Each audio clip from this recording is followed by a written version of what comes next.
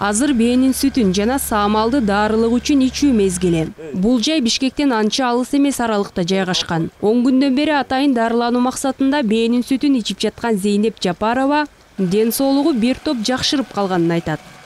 Мен ден соолугум эми кичине боорум ооручу, боорбу иши кылып, ички органым кичине сызып ооруйт эле да. Анан ошо бээнин сүтүнү барып ичсең жакшы дегенден 4 күндөн кийин кадимкидей билинди.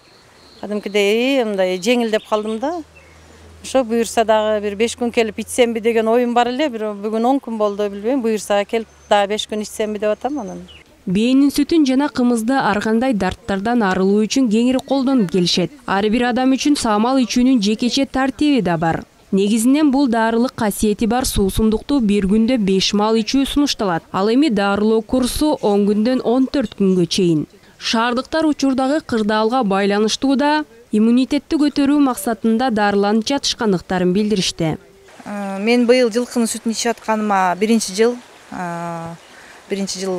кичине ден соолукка байланыштуу ичип очищение организма кылып коелук деп келдик. Бул жылкынын сүтү абдан таасирдүү дейт, касиети күчтүү дейт.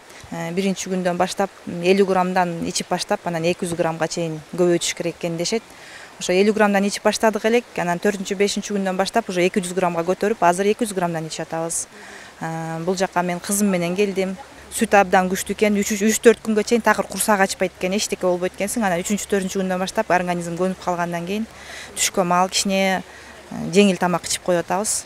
Ал эми 10 жылдан ашык убакыттан бери бул иш менен алектенип жаткан Сталбек мырза бээнин ууз сүтү 200 ооруга дары экенин белгилейт. Айтымында саамал сүттү ичүү мезгили июндун аягында, чөп куурайын деп калганда жана үркөр жылдызы чыккан маалда аяктайт. Андыктан сүт же саамал ичем десеңиз, аталган мезгилге чейин келип жетишип калышыңыз керек. 5 маал салат. Ошол жерде элдер келишет, шаарга жакын, бир 15 километр, 14 километр болот шаардан жакындык. Ошо эртең менен саат 9га келишет.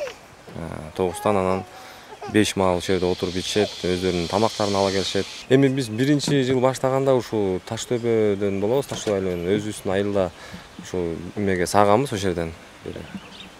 10 чакты беге жакын саап, анан баягы элгерге алыс, айылдын ичи болгондуктан баягы мындай жайыт жок, жайыт тарыраак болгондуктан анан ушул жака келип, сайылды саап, то есть элдерге жакын.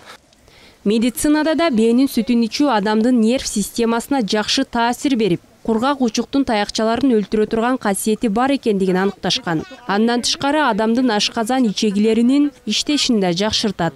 Саамал ичип ден соолугун чыңдоого келген кардарлар бир гана дарылануу менен алектенбестен, табияттын койнунда көңүлдүү эс алып, бири-бири менен жакындан тааныш болуп калышат. Гүлгүн жашай, гүлгүн жаш, жалын жашай, жалын жаш, кайда калды?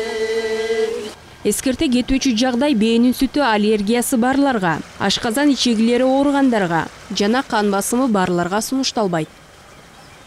Тазагүл Эмилбекова, Алтынбек Сакиев, Нью ТВ.